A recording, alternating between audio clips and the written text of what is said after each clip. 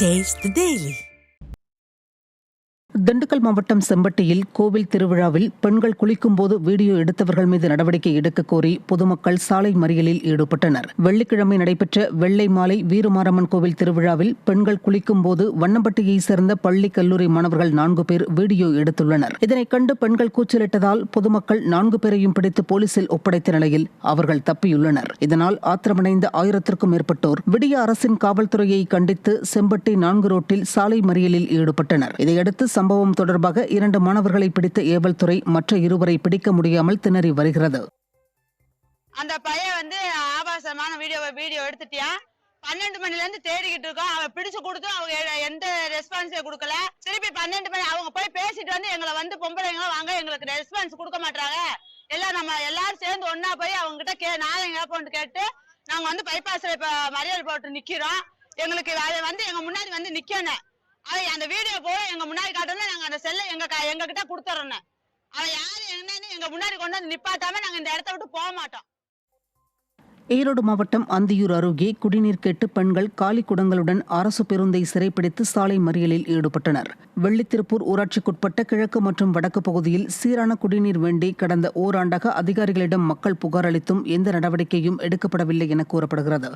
இதனால் ஆத்திரமடைந்த ஏராளமான பெண்கள் குறும்பபாளையம் பேருந்து நிறுத்தம் அருகே காலி குடங்களுடன் அரசு பேருந்தை சிறைப்பிடித்து மறியலில் ஈடுபட்டனர். விடியா ஸ்டாலின் ஆட்சியில் குடிநீருக்காக போராடும் அவலத்திற்கு பெண்கள் தள்ளப்பட்டுள்ளனர். மயிலாடுதுறை மாவட்டம் சீர்காழி அருகே மீனவ கிராம கூட்டத்திற்கு வந்த தந்தை மகன்கள் மீது தாக்குதல் நடத்தப்பட்ட சம்பவம் பரபரப்பை ஏற்படுத்தியது. பெருந்தோட்டம் மீனவ கிராமத்தில் நடைபெற்ற ஊர்க்கூட்டத்தில் கலந்து கொள்ள அதே கிராமத்தைச் சேர்ந்த சண்முக சுந்தரம் தனது 2 மகன்களுடன் சென்றுள்ளார். அப்போது அவர்களிடம் உங்களை ஊரை விட்டு ஒதுக்கியுள்ளோம், ஏன் வந்தீர்கள் என கூறி நாகராஜன் என்பவரின் தூண்டுதலின் பேரில் அரிவாள் மற்றும் கட்டையால் சிலர் தாக்கியுள்ளனர். இதில் 3 பலத்த காயமடைந்த நிலையில் சம்பவம் தொடர்பாக நடவடிக்கை எடுக்க கோரி சண்முக சுந்தரத்தின் மனைவி லதா மாவட்ட எஸ்பியிடம் மனு அளித்துள்ளார்.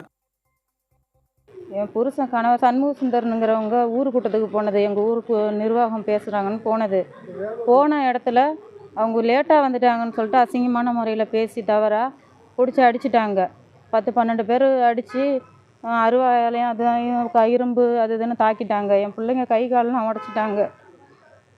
என் பிள்ளைகள்லாம் ரொம்ப சீரியஸான நிலமையில இருக்குது. உங்களை இந்த ஊரில் வைக்க மாட்டேன்னு எங்களுக்கு கொலை மிரட்டல் விடுறாங்க.